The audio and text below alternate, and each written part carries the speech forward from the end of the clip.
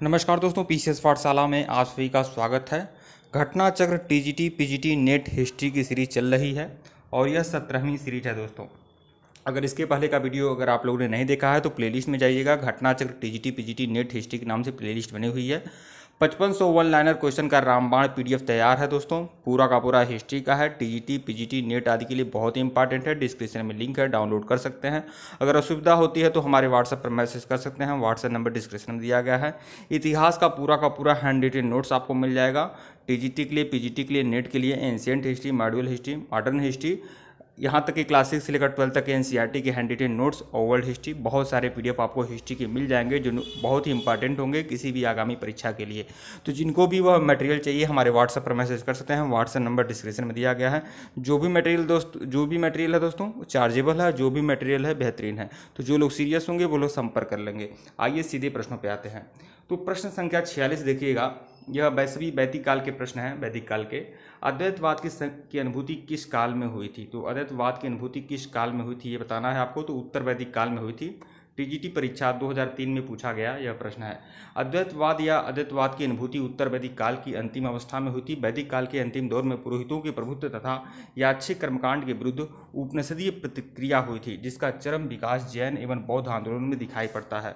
उपनिषदीय विचारकों ने याज्ञिक अनुष्ठानों को ऐसी कमजोर नौका बताया है जिसके द्वारा इस जीवन रूपी भवसागर को पार नहीं किया जा सकता। इन्होंने मोक्ष प्राप्ति के उद्देश्य हेतु ज्ञान मार्ग का प्रतिपादन किया था। अन्य महत्वपूर्ण तथ्य भी आप लोग दे सकते हैं कि मुंडकोपनिषद में सत्यमेव जयते का उल्लेख किया गया है और भी बहुत सारी बातें हैं। ब्रह्म की सर्वप्रथम जानकारी बृहदारण्यक उपनिषद से मिलती है। यह कई सारे प्रश्नों में आते हैं, कई सारी परीक्षाओं में। प्रश्न 47 देखिएगा। भारतीय संस्कृति की आधारशिला क्या है? भारतीय संस्कृति की जो आधारशिला है वह है ऋग्वेद। टीजीटी परीक्षा 2003 में पूछा गया यह प्रश्न है। ऋग्वेद भारोपीय साहित्य का सबसे प्राचीनतम ग्रंथ है। ऋग्वैदिक काल 1500 ईसा पूर्व से लेकर 1000 ईसा पूर्व तक माना जाता है। ऋग्वेद में तत्कालीन धार्मिक, सामाजिक, राजनीतिक, आर्थिक गतिविधियों की जानकारी विस्तार से मिलती है। अतः कहा जा सकता है कि भारतीय संस्कृति की आधारशिला जो है वह ऋग्वेद है। ऋग्वेद को 8 भागों में बांटा जाता है। इन्हें अष्टक कहा जाता है और प्रत्येक अष्टक को पुनः 8 भागों में बांटा जाता है। ऋग्वेद में 10,552 सूक्त है, मतलब मंत्र हैं, और 1028 सूक्त है। 10,562 मंत्र और 1028 सूक्त हैं। प्रश्न 48 देखिएगा। समुद्र पर्यंत पृथ्वी के शासक को एक राट कहा जाता है। यह जानकारी कहाँ से मिलती है? यह जानकारी ऐत्रेय ब्राह्मण से मिलती है। पीजीटी परीक्षा 2006 में पूछा गया प्रश्न है। राजा की उत्पत्ति का सिद्धांत सर्वप्रथम ऐत्रेय ब्राह्मण में मिलता है। अधिकारों की वृद्धि के परिणाम स्वरूप अलग अलग दिशाओं के राजा के नाम अलग अलग होने लगे। समुद्र पर्यंत पृथ्वी के शासक को अर्थात चारों दिशाओं के राजा को एक राट कहा गया। जिन्होंने उत्तर, पश्चिम, दक्षिण, पूरब हर जगह जिन्होंने विजय पताका फहराया उन्हें एक राट कहा गया। देखिए, मध्य देश के राजा को राजा, पूर्व देश के राजा को सम्राट, पश्चिम देश के राजा को स्वराट और उत्तर देश के राजा को विराट और दक्षिण के राजा को भोज कहा गया है। प्रश्न 49 देखिएगा। रामायण और महाभारत में उल्लिखित स्थलों की पुरातात्विक पहचान की गई है। तो किसके द्वारा की गई है? तो यह पहचान की गई है बीबी लाल के द्वारा। बीबी लाल द्वारा रामायण और महाभारत में उल्लिखित स्थलों की पुरातात्विक पहचान बीबी लाल द्वारा की गई है। 1975-76 तथा 1976-77 में उत्खनन में एक विश्वसनीय कालक्रम प्रकाश में आया। साथ ही साथ इस स्थान पर प्राचीनतम बस्ती के विषय में भी जानकारी मिलती है। अन्य महत्वपूर्ण तथ्य भी देखिएगा। उत्खनन में सबसे निचले स्तर में उत्तरी काले, चमकीले मृदभांड एवं धूसर मृदभांड परंपरा के मिट्टी के बर्तन मिले हैं। धूसर परंपरा के कुछ मृदभांडों पर काले रंग की चित्रकारी भी मिलती है। यहाँ से प्राप्त मृदभांड श्रावस्ती, पिपरामा एवं कौशाम्बी से प्राप्त मृदभांडों के समान हैं। प्रश्न 50 देखिएगा। महाभारत में उल्लिखित कुछ स्थलों का पुरातात्विक स्थलों से समीकरण किसने किया था? तो बीबी लाल ने किया था। बीबी लाल ने किया था। जीआईसी प्रवक्ता परीक्षा 2012 में पूछा गया यह प्रश्न है। प्रश्न संख्या 51 देखिएगा। प्रश्न संख्या 51 देखिएगा। बोगाजकोई अभिलेख मिलता है। बोगाजकोई अभिलेख कहाँ मिला है? तो यह तुर्की में मिला है। जीआईसी परीक्षा 2009 में पूछा गया प्रश्न है। 14वीं सदी ईसा पूर्व एशिया माइनर स्थित बोगाजकोई नामक स्थान से बोगाजकोई अभिलेख प्राप्त हुआ है। इस अभिलेख पर वैदिक काल के देवताओं इंद्र, मित्र, वरुण, नासत का उल्लेख है। इससे ज्ञात होता है कि वैदिक आर्य ईरान से होकर भारत में आए होंगे और इस अभिलेख को सबसे प्राचीनतम अभिलेख भी माना जाता है। प्रश्न संख्या 52 देखिएगा। एशिया माइनर से प्राप्त बोगाजकोई अभिलेख में जिन वैदिक देवताओं का आवाहन किया गया है उन्हें क्या कहा गया है? तो उन्हें इंद्र, मित्र, वरुण, नासत्य कहा गया है। एशिया माइनर स्थित बुगोजकोई से 14वीं सदी ईसा पूर्व के कुछ अभिलेख मिले हैं। इनमें से ऐसे राजाओं का उल्लेख आया है जिसके नाम आर्यों जैसे थे, जो संधियों के साक्षी और रक्षा के लिए इंद्र, मित्र, वरुण, नासत आदि देवताओं का आह्वान करते थे। प्रश्न 53 देखिएगा, ऋग्वैदिक देवताओं का उल्लेख मिलता है। ऋग्वैदिक देवताओं का उल्लेख इसमें मिलता है तो बुगोजकोई अभिलेख में मिलता है। प्रश्न 54 देखिएगा, ऋग्वैदिक काल में अश्वत्थ वृक्ष किसे कहा जाता था। अश्वत्थ वृक्ष किसे कहा जाता था ऋग्वैदिक काल में, तो पीपल के वृक्ष को अश्वत्थ वृक्ष कहा जाता था। अश्वत्थ ऋग्वैदिक काल में अश्वत्थ वृक्ष पीपल को कहा जाता था। पीपल को संस्कृत में अश्वत्थ कहा गया है। भारतीय संस्कृत में पीपल देव वृक्ष है। इसके सात्विक प्रभाव से अंतः चेतना पुलकित और प्रफुल्लित होती है। अन्य महत्वपूर्ण तथ्य भी देखिएगा, स्कंद पुराण में वर्णित है कि अश्वत्थ के मूल में विष्णु, तने में केशव, शाखाओं में नारायण और पत्तों में श्रीहरि एवं फलों में सभी देवताओं के साथ अच्युत सदैव निवास करते हैं। भगवान विष्णु का जीवंत एवं पूर्णतः मूर्तिमान स्वरूप है पीपल। प्रश्न 55 देखिएगा, अयोध्या का सर्वप्रथम उल्लेख कहाँ मिलता है। अयोध्या का उल्लेख अथर्ववेद में मिलता है। देखिए, अंग और अयोध्या दोनों का उल्लेख मिलता है अथर्ववेद में। अयोध्या का सर्वप्रथम उल्लेख अथर्ववेद में मिलता है। अयोध्या को अथर्ववेद में ईश्वर का नगर बताया गया है। इसकी संपन्नता की तुलना स्वर्ग से की गई है।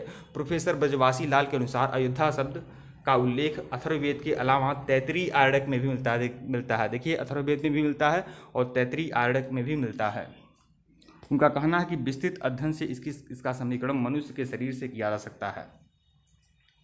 अथर्ववेद में 20 भाग हैं। अथर्ववेद के कुल कितने भाग हैं? 20 भाग हैं। यजुर्वेद के कितने भाग हैं? यजुर्वेद के 40 भाग हैं। तो ये चीज़ ध्यान में रखिएगा। अथर्ववेद में कुल कितने मंत्र हैं? तो 5987 मंत्र हैं और 730 सूक्त हैं। अथर्ववेद के मंत्रों से जो पुरोहित यज्ञ संपादित करता है उसे ब्रह्मा कहा गया है। प्रश्न 56 देखिएगा, किस वैदिक कालीन विचारक ने वेदों की महिमा का खंडन किया है। तो कौत्स जो है, कौत्स ऋषि थे एक, इन्होंने वेदों की महिमा का खंडन किया है। कौत्स बीजीटी परीक्षा 2009 में पूछा गया यह प्रश्न है। उत्तर वैदिक कालीन विचारक कौत्स ने वेदों की महिमा का खंडन किया है। इसके अतिरिक्त चारवाक ने भी वेदों की कटु आलोचना की है। चारवाक के अनुसार वेद अप्रमाणिक ग्रंथ हैं, अतः वेदों में वर्णित धर्म का विचार भी भ्रांति मूलक है। चारवाक के अनुसार धर्म मानव के कर्मों का लक्ष्य नहीं है। क्या धर्म है, इसका पूर्ण उल्लेख वेद में मिलता है। ब्राह्मणों ने वेदों की रचना की है। इन्होंने अपने जीवन निर्वाह के लिए धर्म और अधर्म, पाप पुण्य का भेद उपस्थित कर लोगों को ठगना चाहा है। तो यह सब बातें चारवाक की हैं। अन्य महत्वपूर्ण तथ्य भी देखिएगा, पूर्ण कश्यप महान अक्रियावादी था। इनका मत था कि कर्मों का कोई महत्व नहीं होता है। पूर्ण अक्रियावादी कौन थे? पूर्ण कश्यप। मखलीपुत्र गोसाल ने आजीवक संप्रदाय की स्थापना की थी। यह घोर अक्रियावादी और नियतिवादी थे। अजित केस काम्बलिन महान भौतिकवादी थे। इनका चिंतन लोकायत एवं चारवाक परंपरा की पुष्टि करता है। प्रश्न 57 देखिएगा, ऋग्वेद के नवम मंडल में सभी सूक्त निम्नलिखित में से किस देवता के हैं। तो नवा मंडल जो है ऋग्वेद का, वह देवता सोम को समर्पित है। देवता सोम को समर्पित है नवा मंडल। विकल्प सी जो है वह आपका सही है। ऋग्वेद के नवम मंडल के सभी सूक्त सोम से संबंधित हैं। सोम आर्यों की प्रिय पेय है, जिसे बाद में देवता की संज्ञा दे दी गई और यह आर्यों के आनंद और प्रफुल्लता का देवता बन गया। ऋग्वेद में इसकी उत्पत्ति सूर्य और विद्युत से मानी जाती है। सोम वनस्पतियों का अधिपति माना जाता है। अन्य महत्वपूर्ण तथ्य भी देखिएगा, ऋग्वेद में कुल 10 मंडल हैं और 2 से 7 मंडल जो हैं सबसे प्राचीन है। 2 से 7 मंडल जो हैं सबसे प्राचीन है। इसे वंश मंडल भी कहा जाता है। देखिए, दूसरे मंडल के जो रचयिता थे गृहसमद, फिर तीसरे के विश्वामित्र, फिर वामदेव, अत्रि, भारद्वाज, वशिष्ठ। इस तरह से क्रम से आप लगा सकते हैं। 8वां मंडल जो है कण्व ऋषि की कुल से संबंधित है। 9वां मंडल जो है सोम देवता से संबंधित है। प्रथम और 10वां मंडल विभिन्न ऋषियों के सूक्तों का संकलन है। प्रश्न 58 देखिएगा, ऋग्वेद का 9वां मंडल किससे संबंधित है। तो वह संबंधित है सोम से। प्रश्न 59, ऋग्वेद के तृतीय मंडल किससे संबंधित हैं। तो विश्वामित्र से संबंधित हैं। विश्वामित्र ऋषि ने तृतीय मंडल की रचना की थी। प्रसिद्ध गायत्री मंत्र आपका तृतीय मंडल में ही है ऋग्वेद के। ऋग्वेद का नदी सूक्त किस मंडल से संबंधित है।